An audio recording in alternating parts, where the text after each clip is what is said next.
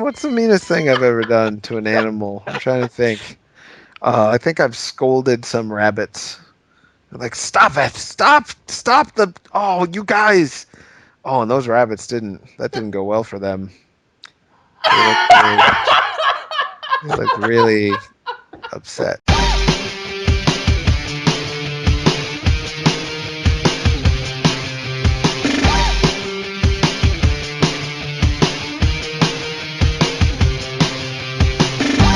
It's ruining my days.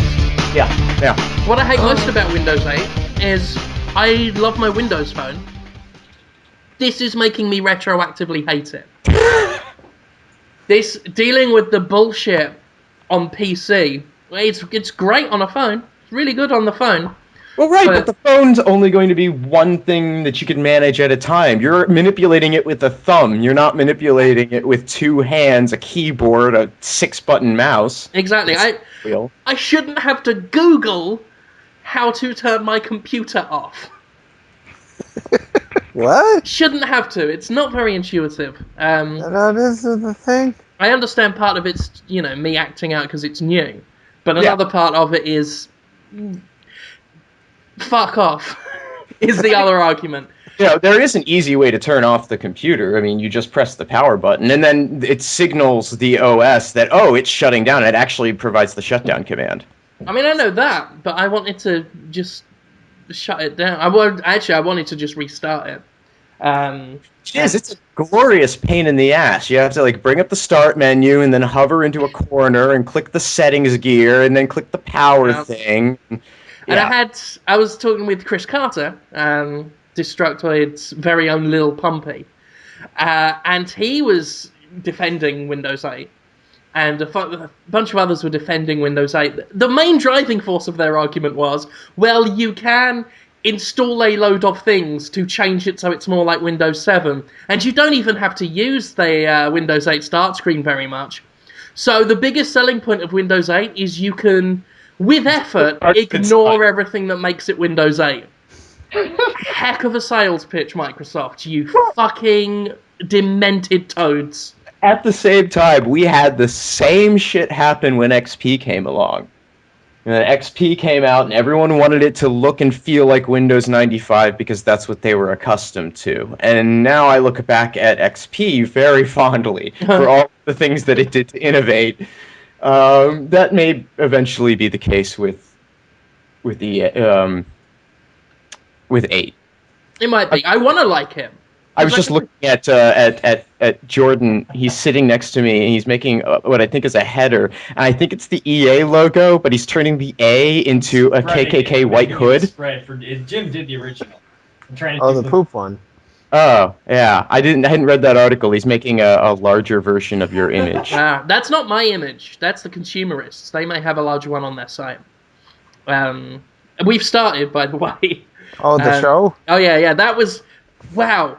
Imagine that. The listeners privileged hearing Conrad and Jordan talk a second about That's work. Fun. That's like a glimpse inside the winking anus of Destructoid.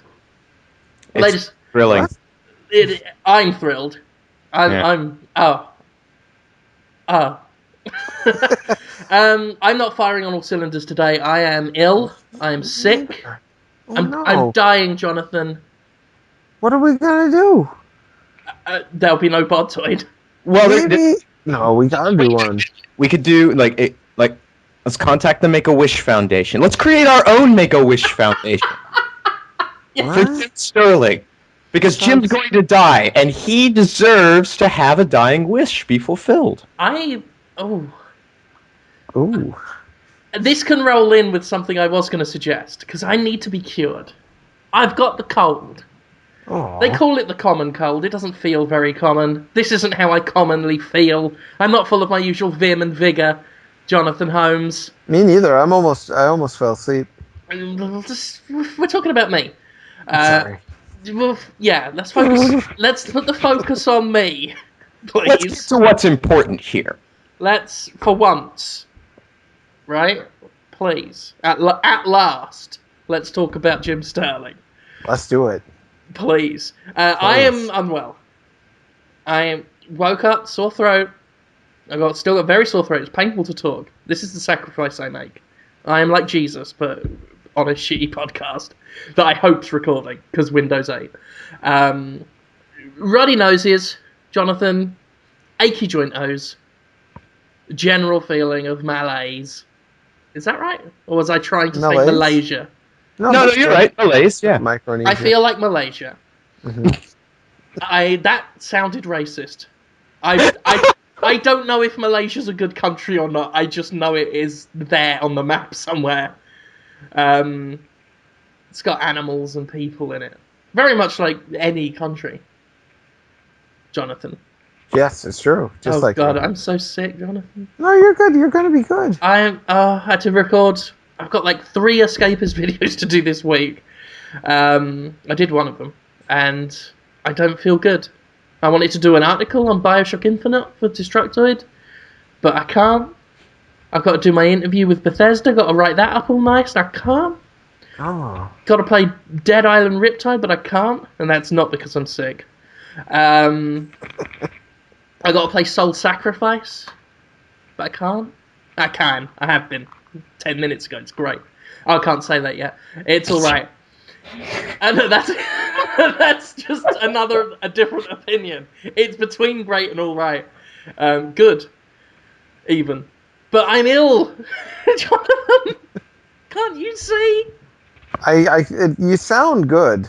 I'm putting on brave soldier face for the boys and girls who won't stop asking me if I'm doing fucking Podtoid. Fucking Facebook this morning I go on looking for sympathy from my friends and family and adoring public. I am ill, I proclaim. I don't have long left to live, probably. Here are the charts, and I showed them all my, skin cancer and hair cancer test results I've got, because that's definitely what I've got, probably.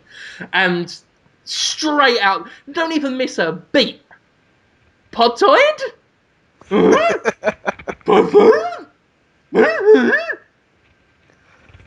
Sociopaths. They are sociopaths. You could tell them, and 9/11 could happen again, right? 9/11 could happen all over again. They could hijack some more planes. People are angry because Bin Laden got punched or whatever it was they did to him, and they hijack another plane. They drive it into whatever America has got now that's good. Jim, you could pilot the plane into the tower. Yeah. Survive somehow. And they would still ask you where Podtoid was. Oh, yeah. I'll be in Guantanamo's Bay, and a soldier will come in and put a bag on my head and take all my clothes off and take photos of himself with his thumbs up next to me. They make dogs try and touch me, and I'll be like, oh no, they're dirty. And they're like, yeah, kiss the dog. And I'll have to kiss the dog. And the soldiers will make me, kiss it on the bum. Because that's what they do in Guantanamo Bay. And then, the general will come up and he'll say, God damn it, Sterling! Tell me the location of them smoking Podtoids. And I'll say, I don't know what you mean. He says, Podtoid? That's how I imagine they fucking sound when they ask. But 9/11 could happen again. I wouldn't even have to be involved. And Fox News will come on and say, oh, a plane's hit the Disney castle and killed 1,000 children. And someone will send me a message saying, dude, I just heard about 9/11 too. The Quickening. Are you going to be in a good state to do Podtoid? Because I've got to go to work. Or I've got a 5-hour car journey somewhere. Shouldn't even be driving that long. Fuel consumption, guys. Think about the environment. I mean, this is the world you live in, and you're just destroying it. Oh. It's sad. The environment could be fully destroyed. And there'll be some rabbit in the middle of a forest fire saying, oh no, but I didn't download the latest fucking Podtoid. We'd be living in Fallout. Yeah. People wandering the waste, looking for a signal to get their Podtoid. The Brotherhood of Podtoid will form of these power-armoured Knights Templar who scour the wastelands. They'll be very powered armor. Yeah. Well, they'll wear a bucket. They'll wear a bucket on their head, scouring the wasteland for discarded MP3s from the before time. That would be good, actually. Would you like to be a post-apocalyptic god, Jonathan? No, I just want to take a quick one. Ah. I'm a napper. Oh my god, I'm ill, and you are just a bit tired. You'll be all right. You'll be all I'll right. be alright. You will sleep when you're dead. I'm sleeping. Your job right now is to cure me. Why don't you take a nap? Right, what's good for colds?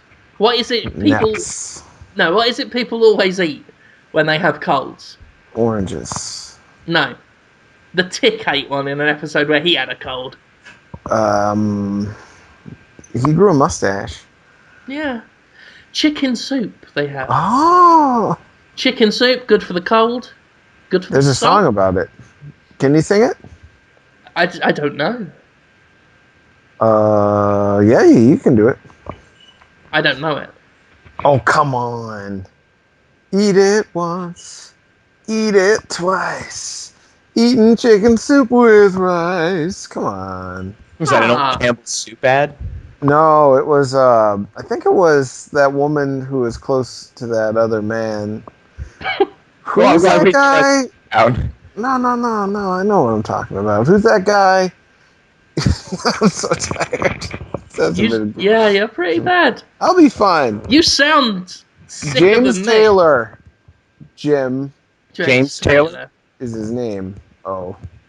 And he had a girlfriend who everyone hated when they sang Mama's Gonna Buy You a Diamond Ring together. What was her name?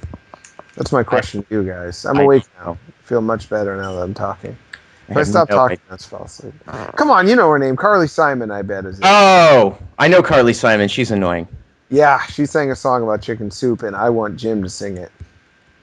Well, we'll get to that. I need chicken soup. I need to eat chicken soup, so I'm in a good mood for do chicken soup. But here's the conundrum that I'm in, Jonathan. Okay. The cure for chicken soup, the cure for the cold, rather, is the chicken soup. It's inside the chicken soup. Chickens carry natural antibodies in their feathers, so that when you grind up the whole chicken and it comes out as a sludgy soup, you're basically eating the cure for the common cold.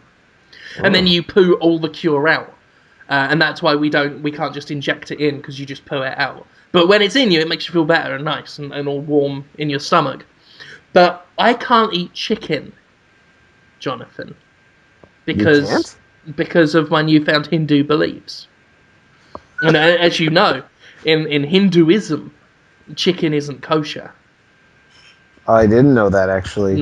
I didn't know they used the kosher word, and I didn't know that chicken. I know cow no good, but chicken too?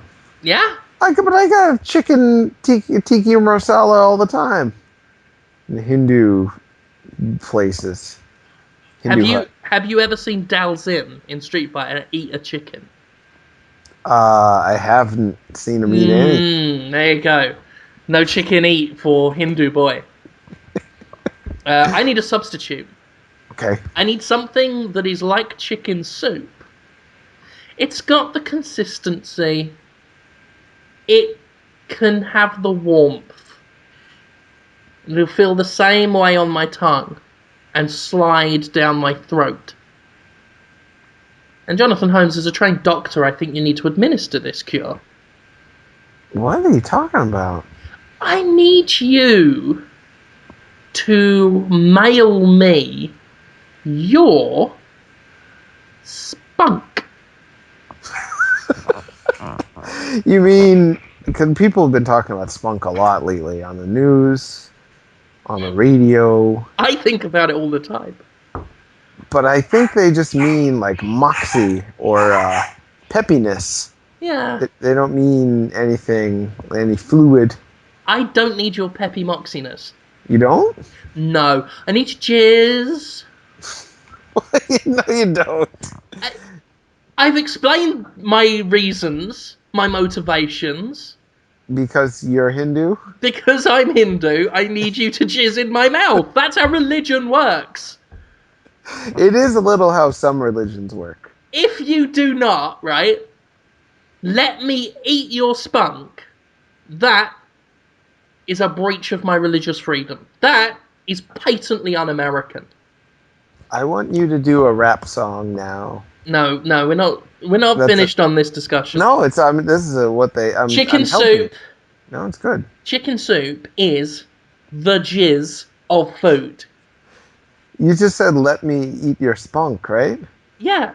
If you rapped it to the tune of "Let Me Clear My Throat," which is like "Let me clear my throat," if you change the lyrics Weird Al Yankovic style to being about semen eating, Yeah. Weird Al Yankovic would never, ever do something so directly explicit and clear. Although he does have some of the best innuendo in comedy music writing. I like his originals. I'm all alone at the gas station of love, and I'm forced to use the self-service pump. Whoa, does that mean baiting? Oh yeah. Jeez. Oh yeah. I don't like thinking about him baiting. Nuh-uh. Yucca. That's a great image. Isn't it Weird Al Yankovic whacking one out? Yeah, especially nowadays, where he's a bit older, he doesn't have the facial hair so much. You can just see his big, elongated violator from Spawn chin, just taut, a big rictus grin on his mouth. He looks a bit like the alien queen with hair. Cross between her and the cowardly lion. Naked. Body kind of muscular, but with wrinkles under the teats and stuff. Just going,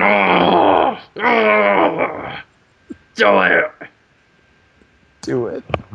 Telling himself to do it. That's what he does. He looks in a mirror, wearing an eye patch inexplicably. Just going, do it. I know you can. You'll do it if you try. He does, yeah. He needs to support himself through it. He's masturbating both physically and emotionally. And in many ways, I take many of my life lessons from Al Yankovic. So I would like to encourage you to masturbate into a tin can, wrap that up with duct tape, whack an address on it, and then send it along so I can have lovely chicken soup, feel better, energized, revitalized, leave my house. This really requires no bad thing for you. You get to masturbate, which, well, anybody should be so lucky. We don't get to do it often in life. Take every opportunity, every excuse. That's, again, as a Hindu, thou shalt not wank without a good excuse. Brackets, jizz for friend. Close brackets. Wank off into a tin can, duct tape it up, send it over. I'll heat that again in the microwave. Unless I'm asleep when the FedEx man comes, they usually just leave it out on the step. So it'll probably just warm up in the Mississippi sun. And then sun-baked Johnny Jizz. Oh, that's gross. Dr. Holmes's sun-baked jizz can. Jizz soup. Jizz soup for the soul. Spunky soup. Spunky medicine. Dr. Holmes's spunky medicine. It's gross. It's not good. Not. How is it? It's chicken soup. It's natural. Right? Chicken soup. It's organic. Chicken soup is thick, viscous, slides down the throat. It's salty. Sometimes it coats. Sometimes there are chunks in it. Sugars for energy. High in protein. It looks great dripping off a man or woman's chin. It's really a fashion statement. Soup does not. Nope. Sexy soup. I want to suck the sexy soup from your slithering sausage. To feel better, you took the Hippocratic Oath as a doctor, as a trained heart surgeon. Nah. Your credos says, do not let a patient die. I could die without your semen. You'll be okay. And if you die, it's old. No, you won't die. You are freezing me out, bro. You are freezing my balls stone cold. His death's gonna be on your hands. I just want you to understand that, Holmes. You're killing Jim Sterling. Every second I go unspunked is a second taken toward my last breath.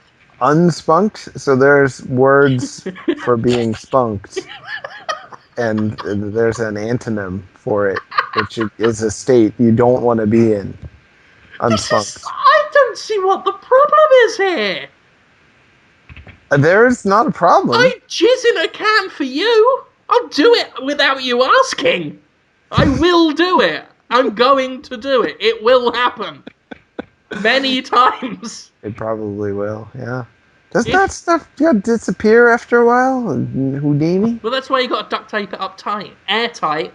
Keep it preserved. And then when it bakes in the sun, it should be just as fresh as it was when it popped from the faucet. Faucet? I must say as well, I mean, I want a full can. Oh, jeez. So it's gonna have to be you, like, splacking on. You're gonna be a busy boy, Holmes. You're gonna be a very busy boy. It's gonna be like being 14 all over again. I remember being 14. Great days. Salad days. Days of our lives. Tossed salad days. Yes, indeed. The Wonder Years. What would you do if I sang out of tune? That was good. Would you stand up and jizz on me? No, I wouldn't. Why would you ask that? You're coming down, sing you a song.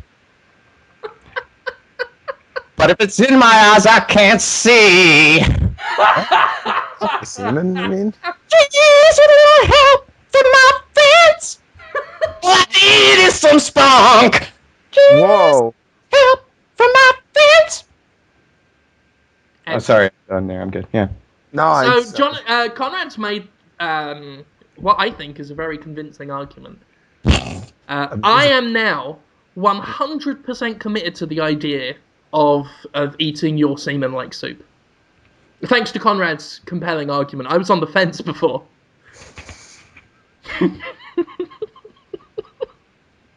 Oh, speaking of jizzing all over things, I did finally finish BioShock Infinite. Excellent. What did you think? I am absolutely convinced that Holmes needs to have some kind of experience with it.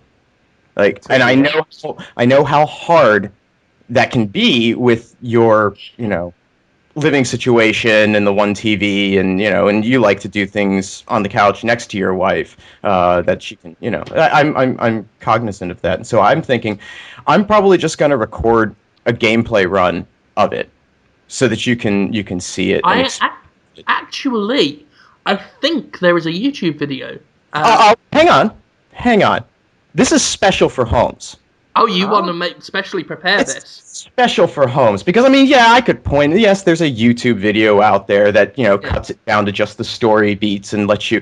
But I don't think that's the same, because as we discussed on the question this week, both of us pointed out that the combat, the violence, is really integral to the game's experience. But I also am aware that kind of thing, isn't really your bag, Holmes. Plus, it's only fair because Jonathan Holmes is preparing something personal and home-baked for me. That's true. So I like shooting them in the game. I like the shooting game. I hope you remember that you said you like shooting them. I do. Yeah. Not semen. Once you've got a tin can in one hand and something else in the other. Not going to be doing it. Tin I'm can? going to record. Please come. Soup. Please come. So I'm going to record this session, just a straight run through. I'm going to cut out all of the combat, but you want to have something that sort of gives that same sense and experience. So I'm going to replace it all with hardcore pornography. Brilliant. What? Still get that endorphin rush, but it's something you like and appreciate, as opposed to just senseless violence. I don't like or appreciate hardcore pornography too much.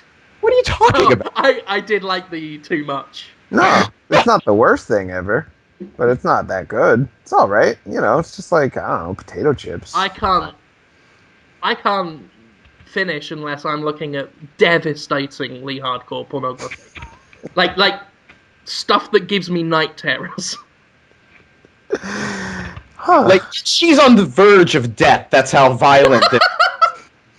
You know, it's not quite a snuff film, because he's not going to choke her all the way. God, pornography has really gotten just uncomfortable with the advent of the internet and wider distribution. And it's desensitizing. I mean, I'm at the point now where I ain't going to be making no messes until I see two hungry lions eating each other. Like, just as soon as, you know, the jugular of one of them's torn out and feasted upon by the skin and bones, ghastly shadow of a lion that's left standing, that's when I'm on the verge, on the tipping point, as it were, Jonathan.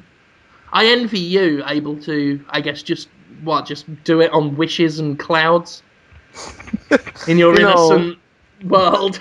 If you don't get into it too much, I'm so tired. You don't, it's like you said, you gotta take a break from jerking it and watching porns. Then you see one after not seeing nothing for like a month, and you'll be like, "Oh, so cool," and you'll love it. It's a little treat for you. I guess so. I'm just giving you advice. I don't know. For me, I mean, it may as well be like breathing. I can't concentrate on work, Jonathan, without it. Without the porns? Yeah. Pornog, I think they're calling it now. It's a cool new word for it. Yeah. So anyway, BioShock, I liked it. I mean, the more I think about it, the less I like it. Huh, that's interesting. How come? In terms of its narrative design and the story that it's telling and its resolution, there are things about it that, under further scrutiny, are like, okay, so why did I bother? You really don't want to scrutinize to the point of no fun. No, but this is a game that's very clearly designed to engage people in intellectual exercises. Mm-hmm.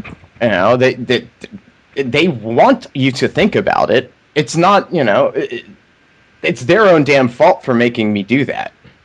Oh, sure, I'm not blaming you. It's just... Yeah, they want you to think about it, but you're kind of setting the deck against them by thinking about it. Oh, that is kind of that's kind of an error. Don't think about it, just think about it, guys. Just think that it's intellectual. Yeah. Infinite reminds me of Prometheus in many ways. It's like... The movie? Yeah.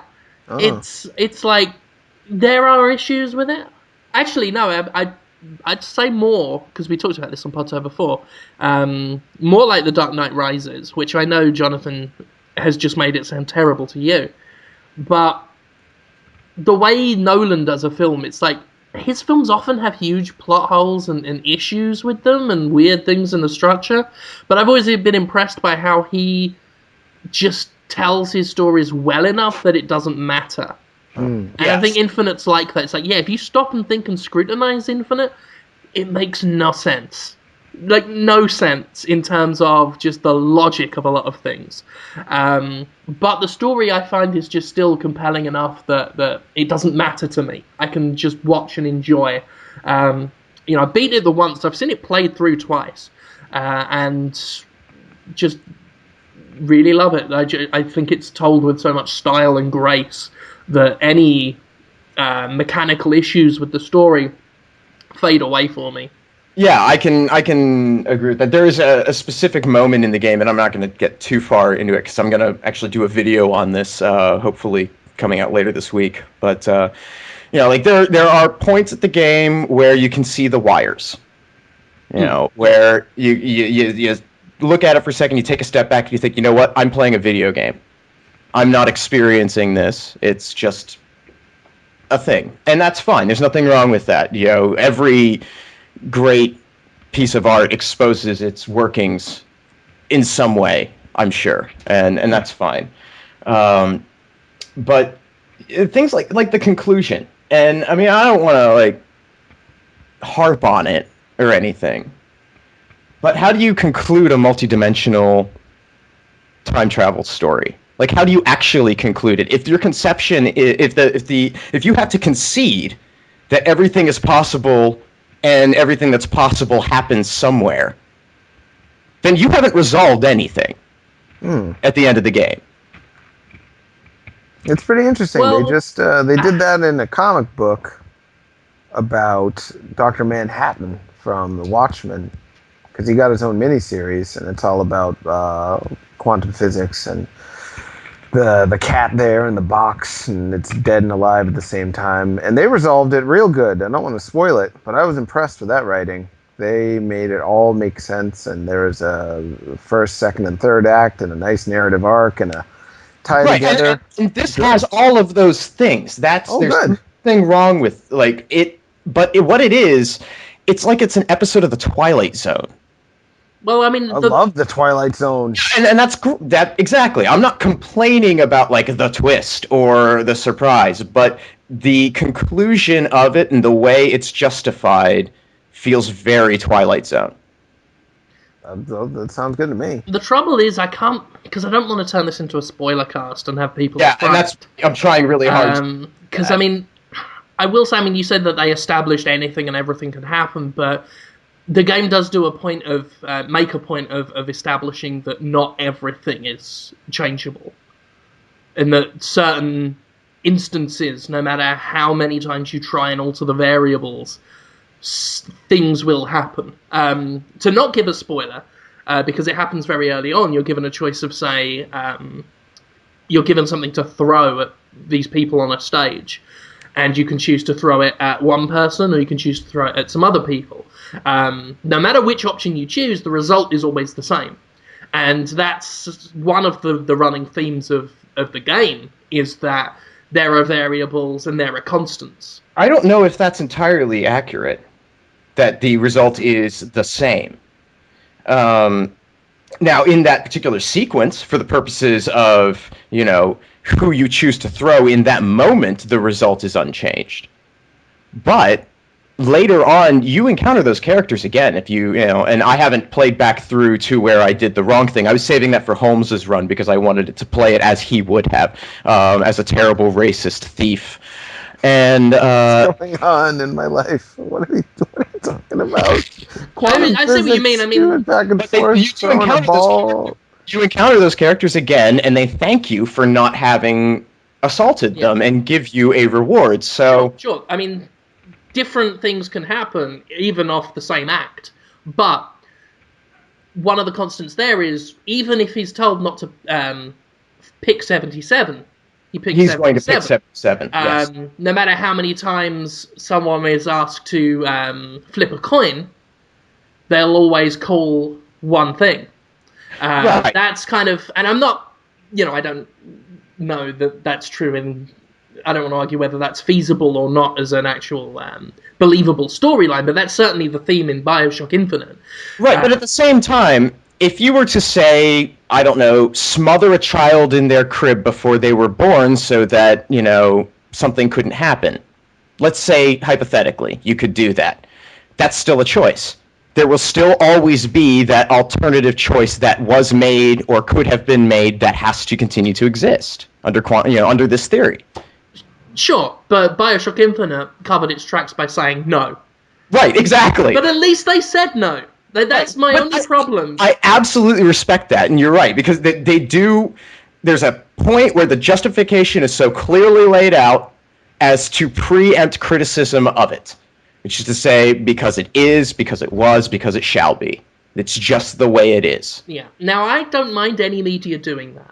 My only problem with media is, one of the Harry Potter films where there's a fucking time travel thing, and time travel's always dodgy, but they made it especially messy. And I don't mind plot holes being messy or things being weird, so long as there's some mention of it in the thing. Right. Otherwise, it really bothers me. And I can't give any examples because they're all spoilers for something, and I don't want to inadvertently ruin things for anyone because I'm not Jonathan Holmes. But What? I'm leaving. You guys are being so mean to me this week, and I'm so sleepy. Aww. Saying I don't like shooty games. Now you're saying I spoil things for people on purpose. I don't have to take it. I can just get out of here. It's not so much the shooty things I don't think you like. I just don't think you would care for the excess in graphic violence. I like No More Heroes and Resident Evil, shooting them bloody. This is ugly people. Like, this is ugly, like, gross people shooting I each love other. ugly, gross people. Sounds good. The only reason I haven't played it is because I'm just not playing stuff. I want to play Luigi's Mansion 2 as well. That looks fun. No, Haven't gotten around you to it. will not like it. I won't? How come? Is it There bad? is a scene where Luigi's got this kind of metal hook, and he just shoves it in a ghost's face and mangles it up. And then another ghost tries to grab him from behind, and he jams the hook in like 2 points of the hook in between the ghost's neck, and then pulls it, and the hook spin round and breaks the ghost's neck, and he throws that aside. Seems good. I like a good time. I just saw the Prometheus. It had a squid kissing a man, and then it turned into a fake alien. Yeah. That was good. That's Prometheus in a nutshell. That happened, though. I'm not making it up. You didn't make it up. Is that a spoiler? Oh, no. Didn't that movie come out like last year, though? Is it safe now?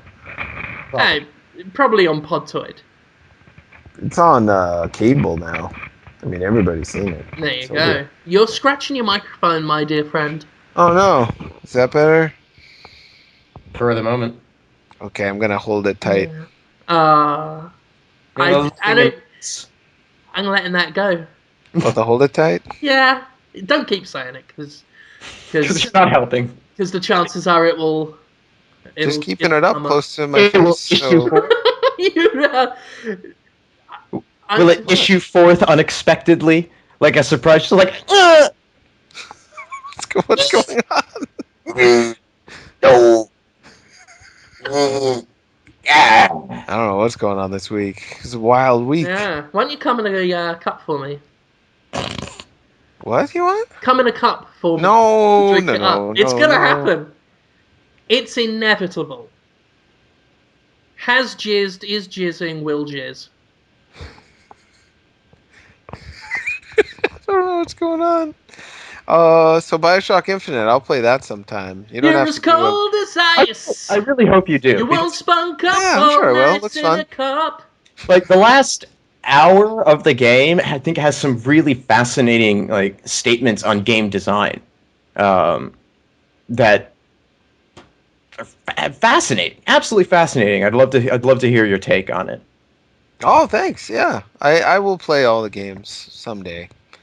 Can't believe you talked over my Foreigner Jizz song. It was a good song. There's a lot of songs this week. It was a good song. That's a great song. It's got, but now it's got BioShock talk going over it, so I can't cut it out of the MP3 and put it on iTunes as a single. I wonder if you should put out an album on Bandcamp, Jim. You like making a little extra money, don't you? I've got an album on Bandcamp. You do? What's that? Well, it's not on Bandcamp. It's on Spotify. Oh, I don't know about that. It's called 2112. It's a little outfit I worked with back in the day called Rush. What did you do in the band? Play bass. Play bass, sung songs up. Did you sing too? Yeah. I said, I'm a working man. Please give me some money. That song doesn't go like that, does it? Yes, it does. Call me the working man. Well, it did before they cut Jim out of the studio. Yeah. Oh, Bastard. so this is the original tracks? Yeah, with the original lyrics. How did those go? It goes, they call me a working man, Jonathan Spunk in a can. I wasn't even born, was I? I was like just born when that came out. It's a time paradox. It's like BioShock Infinite. It's prophecy. Whoa. There are many different universes, but with many different alternatives, many different paths. But one of the constants. One of the That constants you jizz in a cup. is, that's has jizzed, will jizz. Has jizzed, will jizz. Yeah, always, forever, throughout the time stream. Doctor Who could go to any point at any time in any reality. And get spunk in his eye. Your spunk in his eye. Just BAM! Every time you come, it goes through reality. What? That's true. Reality is true. Stephen Hawking said this. He said, the universe is always expanding. Jonathan is always spunking through time and space forever. It's what killed the dinosaurs. What? That's where it goes. To the dinosaurs? Every time you come, it goes to the dinosaur time. And you ended up spunking enough times that it drowned all the dinosaurs. And it was like Waterworld a bit, but to be honest, it was too thick for the boats. Yeah, it was not an Really ice age. gross. It was not an ice age. It was not an ice age. That'd be a good film. Spunky World. What not? I mean, Starring Willem Dafoe as a mutant on a raft, and he's just got a big stick, and he's basically just pushing the raft along this river of creamy froth, just going, I can't believe Jonathan Holmes covered the world in his spunk. is he happy or sad about it? I can't tell from that tone of voice. He's sad, but I was just happy to say what I just said. To be honest. Oh, Defoe. Is he going to live forever or just a long time? I don't want him to die. What if he stops making things? I don't want him to die. No. But you're in no position, Jonathan, to talk about death after what you've done this week. What have I done? A certain Baroness, a certain assassination. The Baroness from G.I. Joe? I wish the Baroness... Oh my god. That would have been so much more awesome. She's pretty awesome. Could you imagine if the Baroness had been the Prime Minister? Nothing would have changed. The Cobra. But It would have just been Empire forever. Yeah. In fact, I think Britain in the 80s would have been better had Cobra been in charge. Oh, you're talking about Thatcher. Yeah. Yes. Yeah. Tell those miners to go fuck themselves! Oh, dearie me. I know a little about her. Very good. I heard she was We're pretty... gonna sell all the hospitals to Microsoft! Tell the people who may not know, Jim, why she's so reviled. I'm hearing about her every day on the radio still. Pretty much And for that. But, for selling the hospitals to the Microsoft? yeah, but less sounding like Cobra Commander as she did it. It's more like, oh, okay, to sell the hospitals to Microsoft. She didn't sell hospitals to Microsoft, but she did privatise a lot of things that taxpayers are already fucking paid for. A lot of public services and things. That was one thing she did. She's a milk thief. Stole all the milk. Jonathan. What? That's what my brother keeps banging on about. He can't let that bit go because she had milk taken out of the skulls. Basically, imagine Mitt Romney's presidential campaign, but it happened and worse. And Did your taxes go down? what? Did your taxes go down? For the very rich people. Exactly. Damn right, Yep. exactly. I don't know much. So from what I gathered, because Jim, you at a time leaned right quite a bit, but for your whole life you have not. Yeah, but then I moved my massive, weighty penis to the left.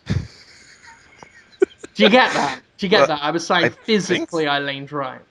Because of my immense donk. Oh, you mean your penis just kind of bent to the right? That's what you're saying? We'll abandon this, it's not working. I don't know what it means. I'm not too smart. Margaret Thatcher, what else did she do? Well, I mean, she started a civil war with the unions. Oh, really? Yeah, there was the whole miners' strike thing because she was closing things down and putting a lot of people out of jobs.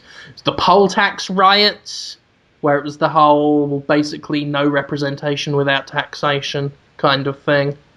What else did she do? The Falklands started a war under very dubious terms that no one wanted to go through with, and just generally was Britain's embodiment of the whole greed is good, look out for number one. The idea of society is an illusion, and we should break that spell and turn everyone into avaricious self-servers, which has seen Britain through to 2013. Mission accomplished. Yes. Well done, her. she's got her admirers, as did Ted Bundy in many ways. People wanting to marry him. Charles Manson had a lot of people behind him too. There Still you go. And she was good friends with Augustus Pinochet as well. Oh, what a charming company. The genocidal maniac who she wanted to convince the world was actually just a lovely boy. Oh, wow. That's not a good sign of character, no. And I'm not, there are many more eloquent men and women than I who could tell you exactly what's wrong with her, but, I was going to say lucky enough, but, I was born in 1984, and she was ousted in 1990, so with it being in my early years, I'm not that intimately familiar with Thatcher while she was in power, but a lot of what she did had a legacy which went on into the 90s and beyond, and it's still being felt today with David Cameron in control of the country. And especially growing up as a working class, very, very poor, homeless, living on the floors of Friends at one point, before I was 6.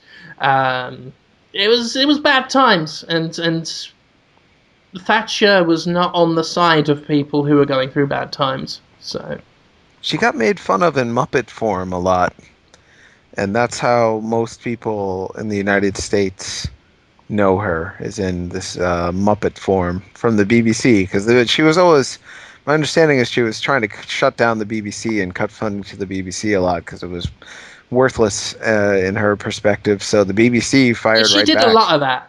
Yeah. She did a lot of anything that didn't directly benefit her and her extremely rich friends was useless and should be shut down, i.e. milk thief.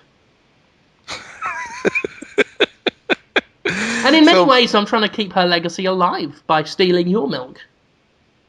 But why would you want to be... You don't want to be like her. You're right. I need you to give me your milk. I'm glad you agree. For the good of the state. For the good of the state. It's social welfare, because if I don't get it, there's going to be hell to pay, and society is going to be the one with the debt. Can I just die?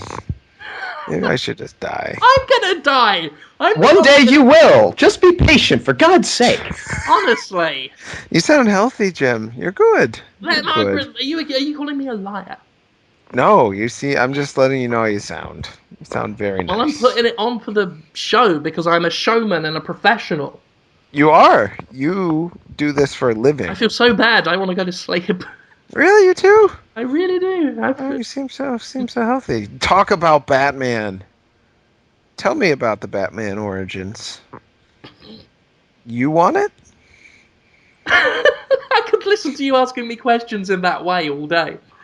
I just want to know if you like Batman. I do like Batman. You think it's going to be good this time? I think it's going to be good this time. Well, I like the last two, but that was made by a different studio. We got was it Warner Brothers Montreal doing it now? Yeah, those are the guys now. Yeah, I'll keep an open mind. I'm looking forward to it. Kind of. Not really up on the prequel thing. But they did. It's a strange choice. I don't. Do you think they're doing that because it is a new studio and they're thinking there's going to be stylistic differences, people are going to notice, but if it's a prequel, we can kind of say that's why? I think it's more they wrote themselves into a corner with the ending of Arkham City. Yeah, they kind of killed a fairly important character, and on reflection, they might be looking back and think, God, we'd kind of like to use that again. Yeah, that makes sense. It's kind of... We kind of killed the one thing outside of Batman that people... Know about Batman? Yeah. Probably shouldn't have done that. But, we'll see what happens. I wanted a game all about the Scarecrow, actually, because since he was omitted from Arkham City, and they had that whole, City of Terror stinger, not stinger, sort of Easter egg in Arkham City that implied the Scarecrow was going to do something massive in the future. I wanted that. I wanted Arkham Terror or something where he's the main bad guy, but obviously we're not getting that. We're going backwards. But it could still be good. Prequels are always a bit to me. Yeah, there have been some good prequels, but in general, the concept doesn't ever really tantalize me. I don't need to know how things were. You know, I often find that can lead to over explanation, and I don't like things over explained. I like a bit of mystery. I like to imagine how someone got the way they were. I don't need to be told every little spoon-fed detail. Well, if they just make it a younger Batman with just a different set of villains and aren't always shoving it in your face, then it's an origin story. Then it could be good, especially if the villains are good. But if it's, Well, if and they, I don't yeah. think it's like a Batman origin story here. I think it's I know, but really the name does imply that maybe well, there'll be right. the Joker's origin or some sort of origin in The it. That origin would I be... expect is the origin of the of Arkham. That makes more That's sense. hence Arkham Origins. Yeah. That's kind of the vibe I'm getting from it, and I think I agree that prequels can be kind of messy in that way, and establishing background for things that are canon can open you up to some complexities and can sort of ruin some of the mystery. But at the same time, it does also present them an opportunity to lay seeds for other things that could come later in the chronology. True. Things that to set up other ideas. So I'm big on that potential. But the thing that really has me interested about Batman is the handheld game that they announced, Yeah. A lot of Arkham people, Origins yeah, Blackgate. a lot of people are excited for that one. Like, I mean, because Batman, Arkham City, and Arkham Asylum, those are really just 3D Metroidvania type games. So if they can find a way that involves the kind of combat thing, the free flow combat, which I think would be the biggest challenge interpreting into 2.5D. Yeah, they're not going to do that. If they were to do that, that'd be really impressive. I think they'll find some other alternative. But there's a lot of great potential for a cool game, and we don't have enough of those. I mean, Shadow Complex, Shadow Complex, Yeah, it's pretty rare. Guacamelee. Guacamelee now. Yep. Melee has some of that, but not. It's a lighthearted and there's exploration, but a lot of it is pretty straightforward as to what to do. That's a game I reviewed. I guess I'll tell people that. That's a review you can read. It's a PlayStation 3, PlayStation Vita game, but to read the review, even if you don't have those things, you might find out something new. Yeah, read it, you morons. I'm looking forward to playing that. That's something that Jordan and I have on the docket as something that we're gonna play a little bit. We're gonna launch a show here pretty soon. That's really just him and me playing co-op games. And Jonathan Holmes recorded a great theme song for it, and we're only going to use like the last 5 seconds of it, and I feel terrible. No, that's okay. Do you want me to record just a 5-second theme song instead? If you can, yeah. I would certainly look at it and try it. I could try. I'm pretty out to lunch this week, but I would certainly... The last couple seconds are actually just like totally fine, and we might use the full song in the closing or something like that. And I don't want it to just disappear because I think it's beautiful, but... I don't even remember it now. I tried to write it good, but I've been so strapped for time that I just had to record it really fast in a room, in the corner of the room. So you wouldn't pick up on the background noise in there. Well, I think you hear the dog. Absolutely tumescent while listening to it. What's that word mean? Swollen, engorged. It was from the heart. Yes, it was definitely coming from somewhere. No, I mean my song was. I don't know where your swelling was, but either way, it's fine. Then EA was voted the worst company of the 2013 already. Stupid. Yeah, who voted on it? I don't know, but I'm pretty sure that they weren't giving their employees cancer or anything, so Whatever. I don't get people. Cause some people got really bent out of shape because Bank of America. It's like the contest was over who would win a golden poo. I see no reason to get bent up out of shape over it one way or the other. I'm not bent out of shape. I just can't understand why people would. I mean, it's so obvious how narrow-minded such a survey ultimately is. Was You it know, an internet survey? Yeah, and it's focused. Oh. So there you go. That demographic right there is. I don't want to say they have a bias, but and it's tech oriented, and it's something that impacts people on a basis of self interest. Well, I think that's how they voted. Right, but that's not necessarily like really because it inconveniences you personally. That makes it the worst company in America. That's just asinine. They're probably not any of them objectively saying EA is the worst company in America. But of the companies, EA is the one they're interested in. It's an online poll, as you say, the tech sector's heavily involved.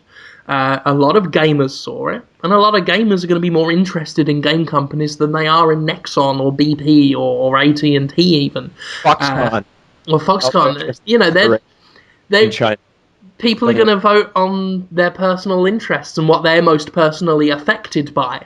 I mean, sure, the Bank of America, the shit it did was horrible, but I'm willing to bet a lot of the people voting weren't affected by foreclosures. Just afford internet access.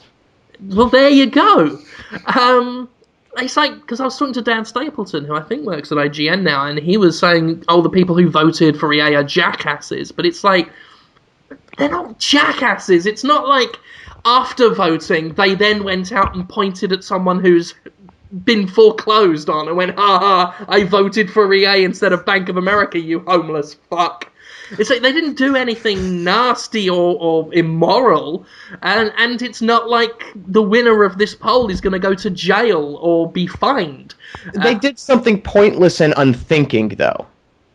Well, they sure, but it's a pointless poll. I would imagine it's for a golden poo. If it's so pointless, why is everybody fucking talking about it? Oh, it means something to us, and they were voting to show how they felt about what they know, and what they know is a certain set of companies, and out of the companies they knew, they said which one they liked the least. It was and more that should be. But I think that should be scary in a certain way, that they can't take a step back and assess a larger impact than the thing that they know and are annoyed by. Like, why wouldn't you take a look at the list and say, what's so bad about these guys? And then go find out. And I'm sure you would have no trouble finding out of any of the companies in there, at least a couple that are worse than Where's the emotional sandwich for them in that? Because you got to remember, people are on the internet looking for an emotional, filling little meal.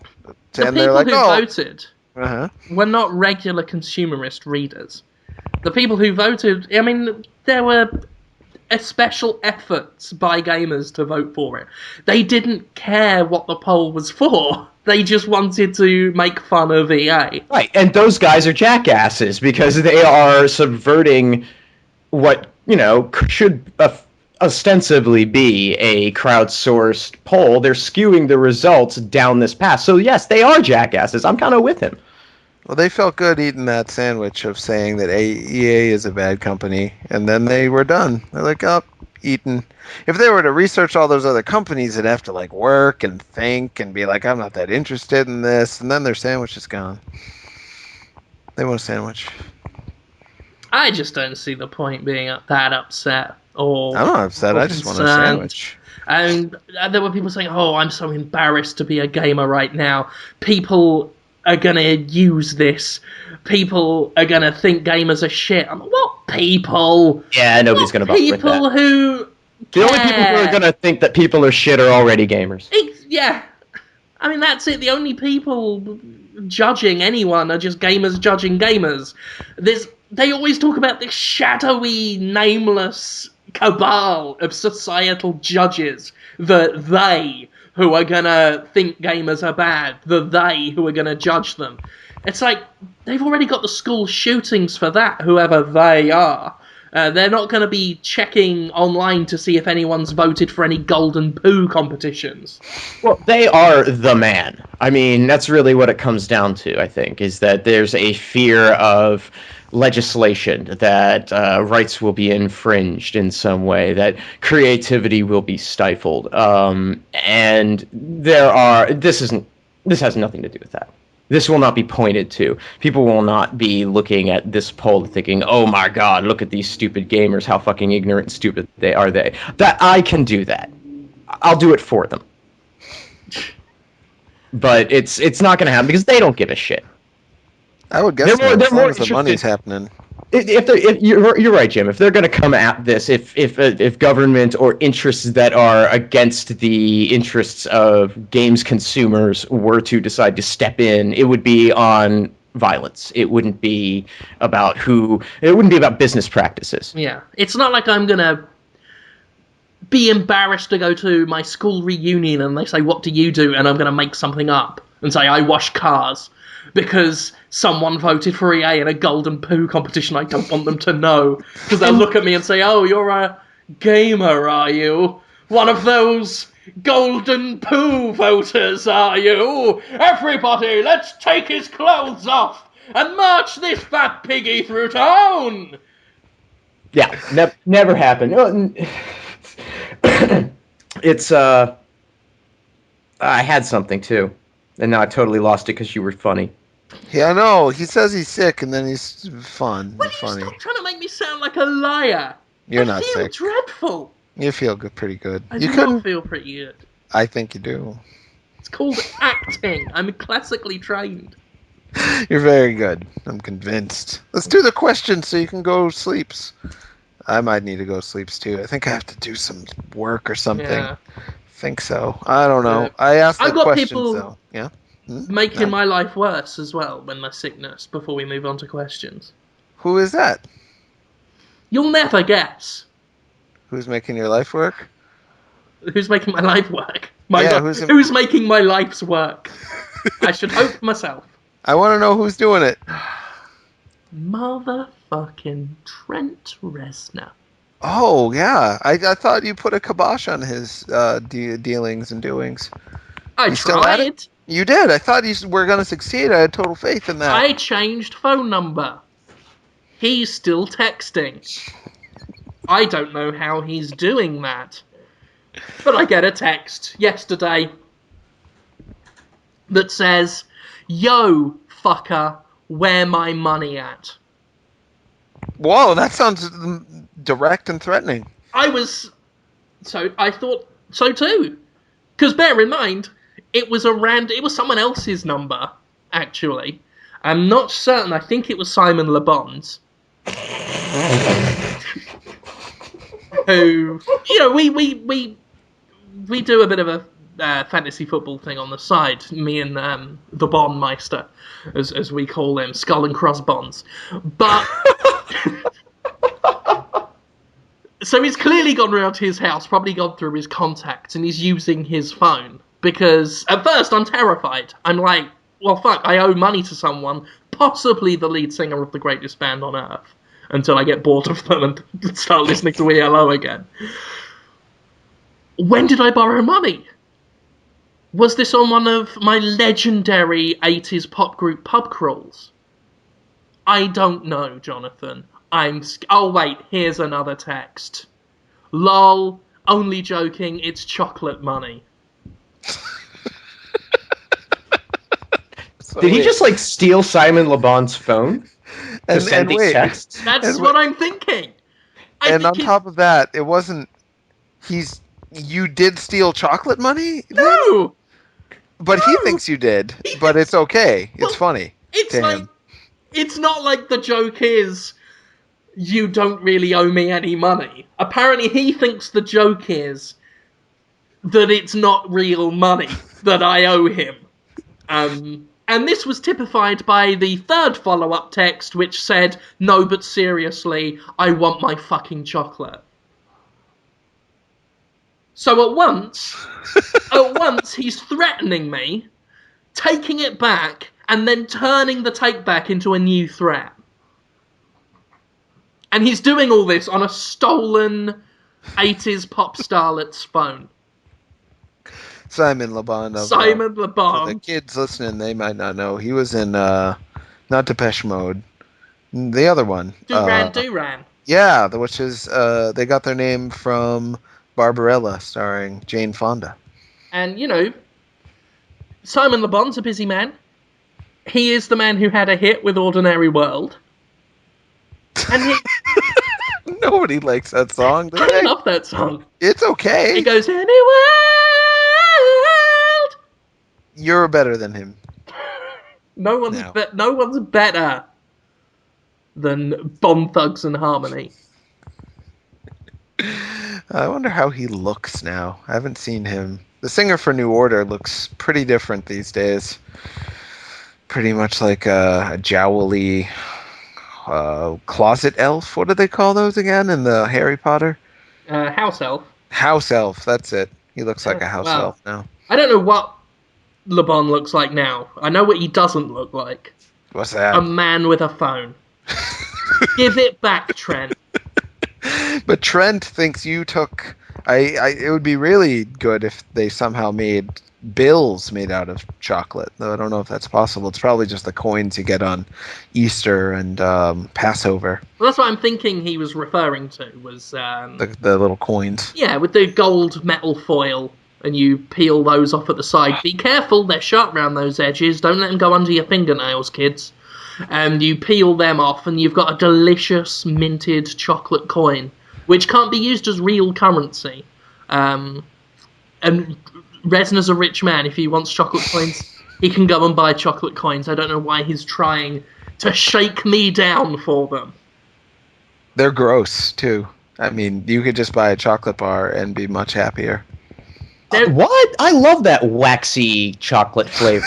I do. There's something satisfying about it. I mean, granted, I'm the same guy that likes the square rectangle imitation pizza that you used to be able to get in school cafeterias, but now is deemed too unhealthy because of the clear layer of grease rising to the surface. Yeah, it's just grease and yeast, basically. Yep. Grease and yeast. Yeah, my problem with Put it in me. it's the waxy chocolate's fine. Waxy chocolate isn't good enough for the level of effort you have to put into obtaining it. You can get waxy chocolate anywhere. There's no extra pleasure to be had in navigating those foil things, which you've got to open the same way you find the end of a roll of sellotape. Like, just constantly peeling and scratching at it, at harsh metal, to peel it out. It's essentially, chocolate coins are essentially the crab legs of candy. Way too much effort for low yield. That's a very nice analogy. Yeah, you're still thinking as sharp as ever. I don't think you. I think you feel. Okay, good. no. I'm sorry. What? You're wrong about the crab legs. What? I thought he was sharp thinking. Crab legs. No, because crab legs eating crab legs isn't about, or eating steamed crabs is not about the, getting to the meat at the center of the crab. That's just a side benefit. The real act of eating hard shell steamed crabs is sitting around a table with newspaper, hitting shit, and talking to people while you drink beer. That's what it's for. The food, the nourishment, secondary. Drunken hitting shit is why you eat crabs. Yeah. Is You're it the talking same to with a the man coins too, for, or- you're talking to a man for whom food is never secondary. The crab legs hold no value, sir. Well, that's what the questions are in. They're delicious. They are. Oh my god. Crab meat crab is legs? very nice. That's But the you thing like those coins too, though, Conrad. So I do. It's I do. a valid analogy, I'd assume. Well, I think it's a little sweeter because you work for it. Yeah. You have to earn your waxy chocolate or your crab meat. That's the thing I miss about the East Coast more than anything else. I spent my first 10 years living in Pennsylvania, and we could go to this crab shack, and they would have fresh crabs from Maryland. They'd steam them. You bring home bags of them, and set up a picnic table and just hit shit and eat crabs. And tomatoes. Those are the two things I miss: hard shell, steamed crabs, and tomatoes. And there used to be a place in Phoenix when I lived there that had hard shell crabs, and you could go down and have that experience again. And they lasted like 2 years, and then they burned the place down for the insurance money. Aww. Yeah. That's too bad. I'll get you a crab. I'll bring you a crab if I see you at E3, if I end up there and you end up there. Nothing would please me more than to get crabs from you. And tomatoes? Or just the crabs? If you were to give me the crabs, You'd ruin me for all other women. What? I'm not all other women. I'm not a woman. Not yet. What's happening? This has been the wackiest episode in a while. Questions, we got them from Yohao Melha. What an interesting name. I've got a that question is. first. Yeah. For the Podtoid listeners. Yeah. Why? That's just general. I don't understand any of this internet thing. I'm feeling so old and out of touch lately. I remember when I was a kid and people in their 30s and 40s would be like, "Why are you watching that Ren and Stimpy crap? I don't understand that." And I'd be like, "It's obviously great, duh." And then Let's Plays come on and I'm like, "Why are you just watching? You could play a video game right now." And they're like, "No, I'd rather watch someone else play one and talk about it." I'm like, "But you could play one. There's so many good ones." Nope. And that's just because I'm old. It's not because Let's Plays are bad. It's because I truly just am out of touch with what's good these days. It's all over for me. Anyway, Yohao Melha. Hang on. Before we get to that, I think, now that I'm thinking about it, I think that the existence and popularity of Let's Plays speaks in some fashion to the overall quality and enjoyment of our video games. That we would rather watch someone else play them than play them ourselves. And I can't tell if that means that the video games are so good that you don't even need to play it to enjoy it, or whether they're so bad that you don't want to play it because it's not fun. It's better to just think about them without playing them. I don't know. Let's Plays are fascinating as a subject, but to actually watch them generally makes me very bored fast. Oh, and then the Let's But by all means, please feel free to enjoy the new Let's Play series I'm doing with Jordan. Yeah, Conrad's will be good. I was editing. I say editing because there's not really a whole lot of editing, but my capture equipment is a little dodgy, and especially for like extended recordings. And so there's like 5 seconds of video footage that's just missing right from the middle of it, but no indication whatsoever because it doesn't create a new file when it has this error. It just slaps the next frame it captures right next to the last frame it captured. And so I have to scroll through the thing and find where these gaps are. And so I was doing that last night and listening to it, and actually, I didn't think it was awful, which is kind of weird. Like I don't think I'm that funny, really. No. I'm not talking about the bit that I meant the show in general. The show in general is not awful. Good. High praise coming from a guy who's on it. Hey, it doesn't sound like we're complete retards on this thing. It just could be good then. Yeah, it might be. Because some people do sound, to me, pretty not fun to listen to, and then they're at least moderately popular in the Let's Play world. So it's a whole different standard. It's going to have to get we're going to have to get accustomed to it and get better at it. And sure. I think over time it develops. There's some spots of quiet that probably don't need to be there and so forth. But it will get better. We've already shot like 4 episodes of this thing. Oh, cool. So. It would be weird if your first episode was the best and then you just slowly got worse. Yeah, it was just immediately. Yeah, exactly. So if you're going to go on any arc, it's good to keep getting better as opposed to worse. So that's good. But anyway, poor Johan Melhan. I don't know how to say his name anymore. He says glad Podtoid is still on. Hope Jim gets well soon. Jim. See, he knows you're sick and he cares about you. And then question in all bold and all capitals. Is PS Vita making a comeback as of late, or does it have too many ports? And this is interesting because it ties into someone else asked almost the exact same question. Lucas Heinzel asks, why was the Vita praised as an indie heaven, but the 3DS not as a JRPG sky?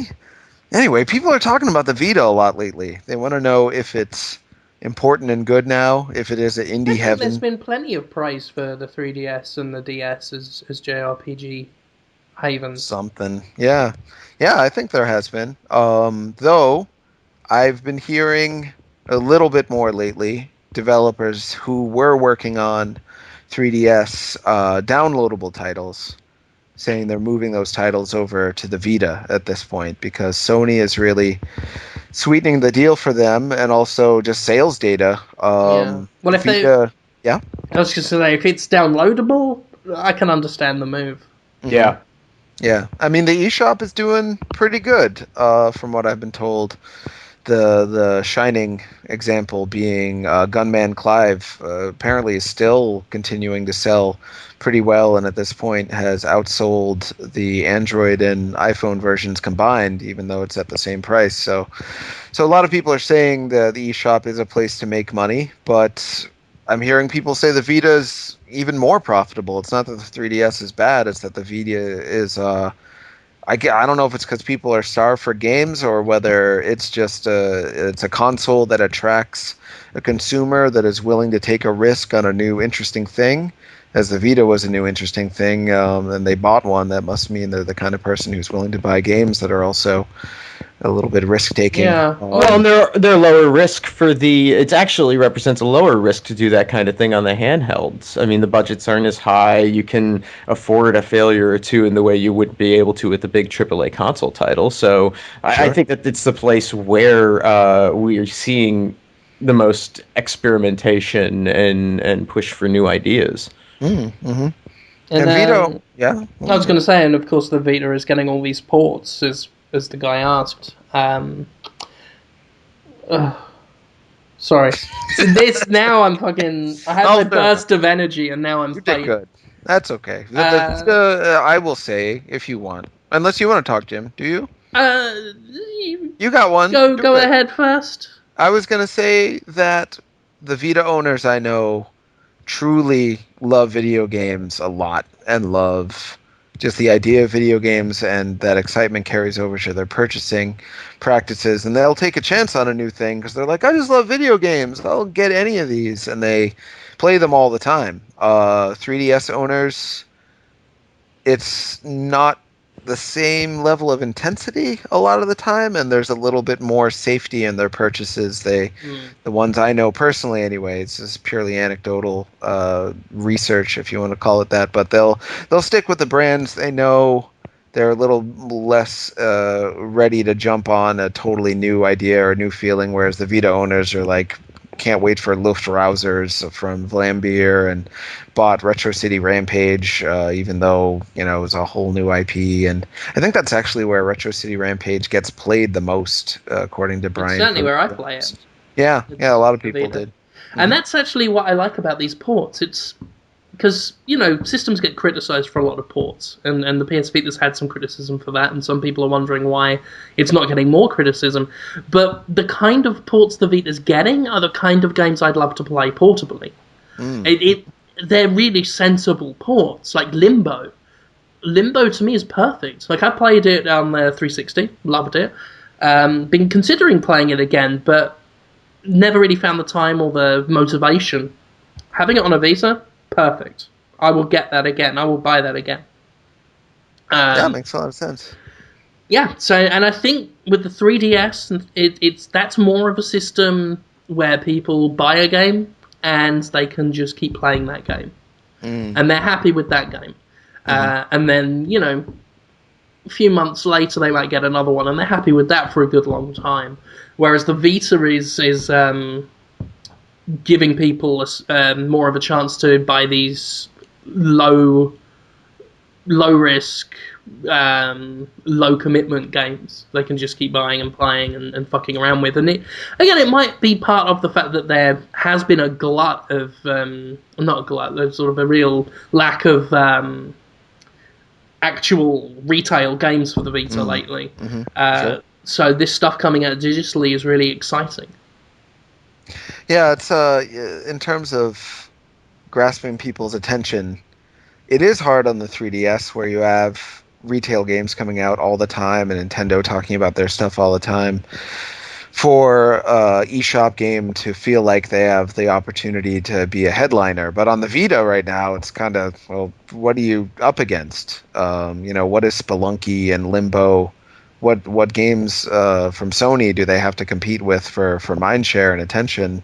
And they have the capacity to steal the show on the Vita right now, which I think is really exciting to them. And that's in part why I think Not just one. I've heard quite a few people who are, I can't say what games they are, but announced 3DS games are going to be announced to no longer be 3DS games and are Vita games. We'll probably be hearing about that this summer, but Brilliant. quite a few people have been saying that. So good for you, Vita owners. I still got to get one. I Pretty know good. it's neat. Yeah, I I like mean, it. another thing we People look at buy it.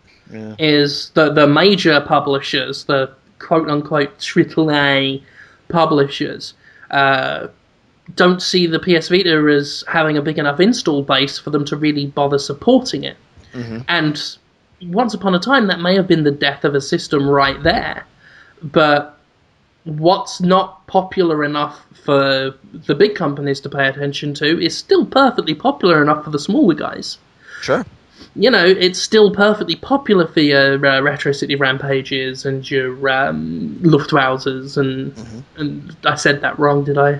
No, I think you did good. And all those kinds of games, because it's all, as we've talked about this on Podtoid before, it's all about finding success on your own terms. It's all about knowing what the limits are, what you can reasonably achieve, and then doing it, and having realistic goals. And the PS Vita is perfectly designed for people like that, who were never going to sell, 3 million copies of their game anyway. But probably have a decent chance of selling it to all of the people currently buying and playing games on their Vita. Yeah, I don't know why. I'd have to think about this, but for some reason I've always loved the idea of a console that sells, 100 million units, but then just has tons of games on it that each sell a million or so, and that's considered a huge blockbuster, and everyone's totally happy with that, with tons of games that didn't cost a lot to make, and therefore didn't need to sell a lot in order for everyone to be rich afterwards. And there are all these different fun little games on there. That's what I want to have. Jonathan happen. Holmes, Yeah, I give you the PC. I know the PC computer can do that stuff, but then I gotta plug a controller in there, and I'm just like, forget it. You're home to Bel Air.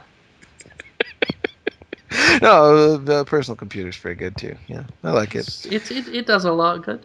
Yeah. All right. Certainly has a lot of people going out with their achievable goals rather than Tomb Raider selling 7 million copies. Oh, I forgot about that news. Fucking fantasy world. That's what Square Enix wanted, right? I apparently they were expecting 7 million copies in the first month of sale. I believe that's just shy of what Black Ops 2 managed. Is there any... Has Tomb Raider ever sold that well, and does the game appear to... Does it seem like it costs that much? God that they knows. would need to... I didn't... yeah, who knows? Even if it did sell that well back in the day, you can't have those expectations anymore. There's too much competition. There's too much audience fragmentation.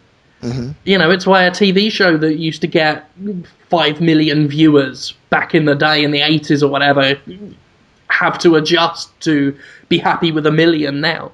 The sheer level of fantasy now that's coming out of the AAA space. It's ludicrous. Yeah, it's going to be interesting to see how it all comes together for them, or not. Preposterous Whitey asks, how do all of you feel about Ronnie James Dio? I think we've talked about him before, have we? When I was in my early 20s, I think, I was out with a girl, and we wound up in this strange woman's house who was, I don't know, some friend that this girl I was spending time with had made. And we wound up like hanging out there an entire morning. And she had this wall, like that was a shrine to Dio. Really? And all these photographs of the two of them together, and she claimed to be, his local girlfriend. Whoa. Local girlfriend. Yeah, we had these all over, apparently, according to her, But she was who he'd come to see when he came into town. apparently, or something like that. Good for her. Yeah, right? That's a Good good for catch. Well, and you know, she had nothing but very nice things to say about him.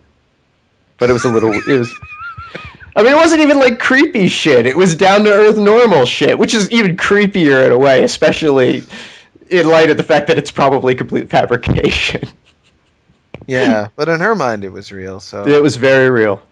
yeah, interesting. I give the Pet Shop Boys kisses when they come to Mississippi. I'm their kiss boy. Give them Their local kisses. kiss boy. Bake them a peach cobbler. Goes down a treat. They love it. How many Pet Shop Boys are there? 56. So many boys on stage. Woof. I don't know if New York City Barely got enough boys. room for the pets. Oh, yeah. So I'm so tired. Do you want to? And I think I might be on Foom's. King Foom is live streaming with the Guaca Melee guys right now, and he said I should try to get on there. I don't know if I can do it. That would be fun though. I would be surprised if you could. This I don't think podcast I has certainly can. ruined what last energy reserves I had. Yeah, I'm pretty down for the count, but we can talk about the things we do. And Yeah. Jim, you did a Jimquisition. It was good, even though you're sick. Oh no, I did that before I was sick. Oh. I got a. So the next one's going to be awful. The next one's going to be dreadful. I'm filming that tomorrow, probably. No. That's going to suck. I'm But sure it'll be good. You sound great. You're doing good. This past Monday's one was called "Why an Always On DRM Console Would Be Dumb Dumb Dumb," and that was me not just picking on Microsoft, just tearing apart the whole idea, because some people have suggested even if it doesn't happen, what would be so bad about it. So I just tried to explain what would be so bad about it. And that did very well, and got picked up on NeoGAF, which was cool, because none of them called me Fat Douche on Twitter, which is always just a victory. If you can have a multiple-page NeoGAF thread and not get called Fat Douche on Twitter. So I'm one up above every Polygon writer in that regard. Even Samit Sarkar? No one knows who he is. So I should point out once again, I jest out of Love. Well, did you hear the story about Anthony Birch at the I think it was a PAX panel, and someone came up to the microphone who looked a little bit like Submit, but was not Submit, and Anthony introduced him as Submit and went into this whole like thing about how they work together and and then the guy had to tell him that he was not who he thought he was. Whoa, that's incredible. I had not heard about that. So what they're basically saying is clearly Tiny Tina in Borderlands 2 was racist. Oh. The Submit. evidence. I'm pretty sure that is a true story and not a story that I totally fabricated because it would be amazingly funny. I'm pretty sure that actually happened. Hello? Hello? He's gone. Oh. So Oh, there he is. Nope, he's gone again. It's not- Jonathan, you're cutting out like whoa. So what else are you doing this week, Jim? yeah, Jim, we're talking to you about what you did. Oh, yeah. So, if you go on escapistmagazine.com, that's where the Jimquisition lives. You can check that one out and check out all the other episodes. The Creepy Cull of Female Protagonist episode is still drawing in lots of views, which is awesome. Really proud of that one. Also this week, on Thursday, Movie Defense Force will be on Escapist Magazine as well. This week we're talking about the 2009 reboot of Friday the 13th. Oh, Yeah. I think I saw that. No, I saw part 2. Ah. I saw the reboot part 2 with the guy from Supernatural. It's all right. But enough about that. I interviewed a guy named Steve Swink, and when I say interview, I just mean had a conversation for an hour and a half with him. He worked on Tony Hawk Underground, which I didn't know, and he wrote a book called Game Feel about designing a video game and making it feel something. Boy, was it fun to talk with him. We decided that the human race was good and that he is going to have a hard time making a video game called Scale.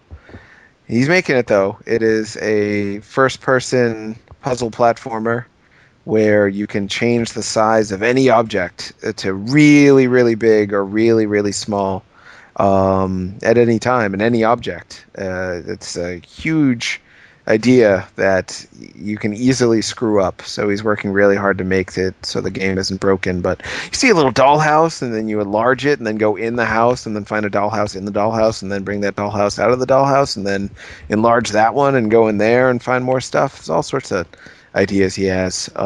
He's really passionate about them.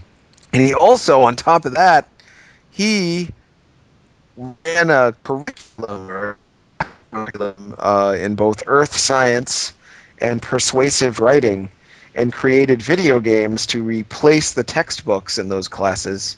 And the kids learned more without textbooks than they did the video games. I mean, it caused them to learn more than they would have if they had textbooks. They're better than textbooks. He proved it. And those games sound pretty fun, too. One of them is about a monster that lives in a scientist's shack. You'd probably like it, Jim. It's like when it's a little bit like some of the ideas you have for me to just be a mute, troubled, entrapped man.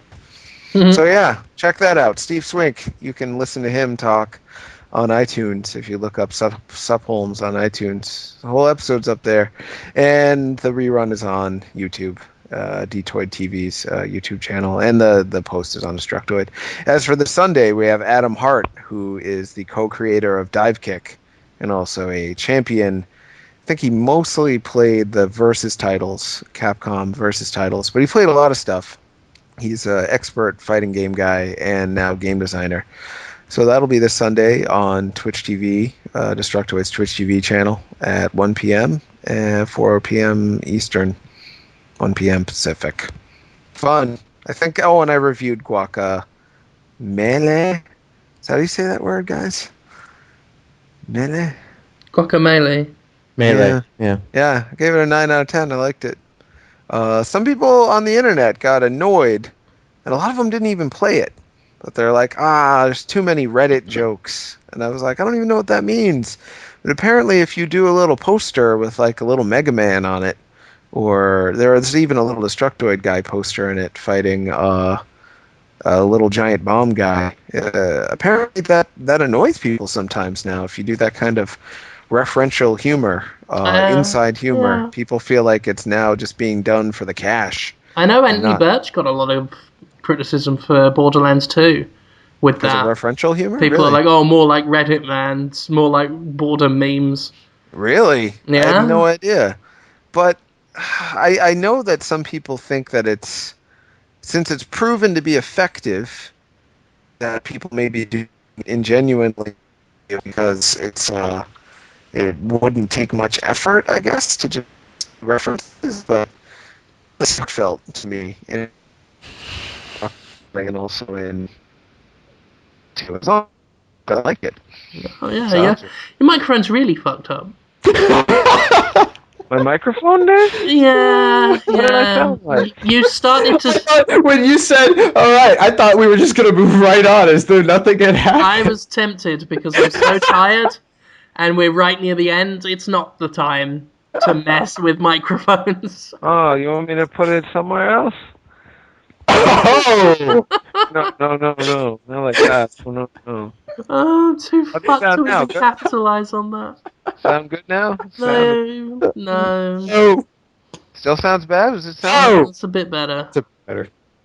That's enough to sign off. Conrad, what are you doing? Oh, we got a bunch of video going up on Destructoid. We got an office chat that'll be up very shortly. We got an interview with Spencer Hayes did with the guy who made Space Team. It's that iOS game where everyone like has a control panel and has to shout orders to one another.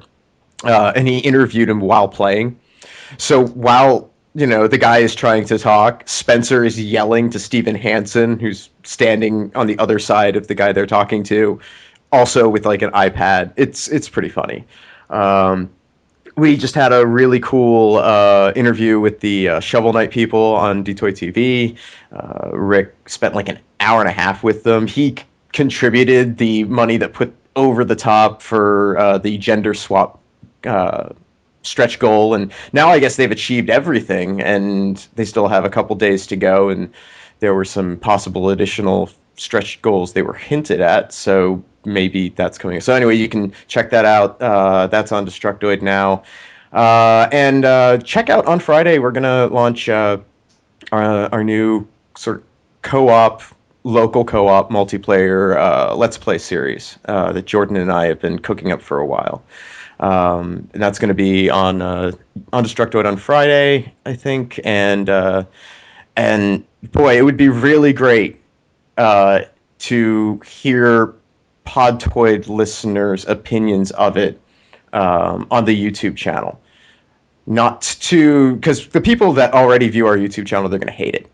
They're just going to, I just know it, because they hate me. They hate me so much. No, they don't. I hate doing content for that channel. Yeah, it's like I want to do more Destructoid videos, but I want to do it somewhere else that is Destructoid but not there.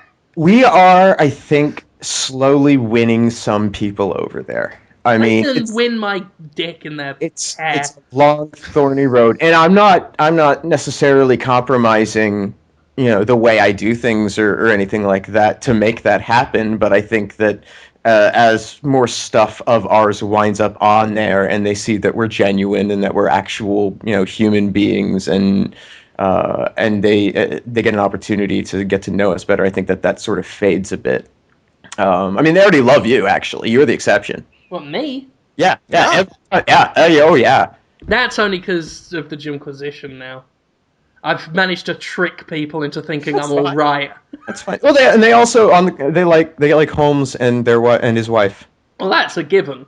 Yeah, I mean who doesn't? It's like watching pandas hug kittens. It's tailor made for the internet to fawn over. So anyway, we're going to launch that. It's called Couch Campaign. It's going to go off on Friday, and really hope people check it out and tell us what they think, because I hope it's fun. I don't know. We'll see. That's it. Okay. Ladies and gentlemen, thank you for listening, and fuck it, we'll see you next week. God.